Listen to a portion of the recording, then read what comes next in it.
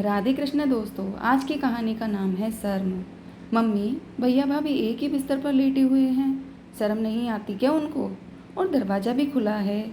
आप भी आ जा रही हो कमरे में। आपको यह सब सही लगता है क्या? अरे, भाभी को तो कुछ शर्म आनी चाहिए ना, और उन्हें कुछ तो समझना चाहिए। सौम्या ने अपनी माँ शीला जी को कहा, जो अभी अभी अपने बेटे बहू के कमरे में जाकर आई हैं। तभी शीला जी बोलती है, अरे इसमें बुरा लगने वाली क्या बात है बेटा? उसकी तबीयत खराब है, खुद से उठ भी नहीं सकती है वो। अब उसे मैं बार बार जाकर कहूँ कि उठ जा, मुझे तेरे कमरे में आना जाना है।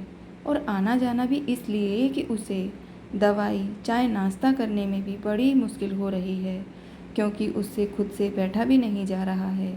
सहारे से भी तो वह मुश्किल से बैठ पा रही है। अब ऐसे वक्त में मैं अगर उसे अपनापन और प्यार नहीं दूंगी तो वह कैसे खड़ी हो पाएगी?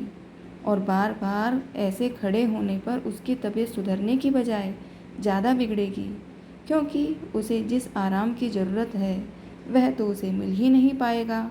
और दूसरी बात यह है बेटा, तेरा भाई रात भर उसके सर पर पानी की पट्टियाँ रख रहा था, सुबह सुबह सोया है बेचारा। तू ही बता, अब उसका सहयोग करना बनता है या नहीं?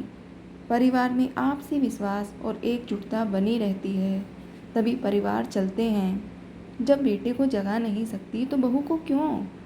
जब बहू मेरी सेवा करने में पीछे नहीं हटती तो ऐसी छोटी मोटी बातों को मैं बीच में लाकर उसे संभालने में क्यों पीछे रहूं? जब बेटा मेरा है तो बहू भी तो मेरी ही है ना।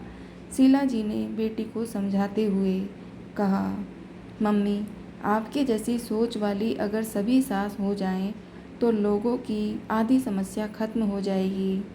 सौम्या ने आंखों में आंसू लिए हुए अपनी माँ को गले से लगाते हुए कहा। शीला जी ने भी अपनी बेटी को बाहों में भरकर प्यार किया।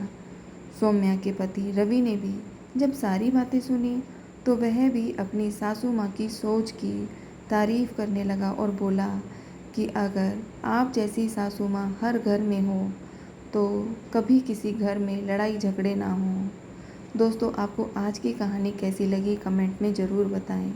धन्यवाद दोस्तों, मिलते हैं दूसरी कहानी में। जय श्री राधे कृष्ण दोस्तों।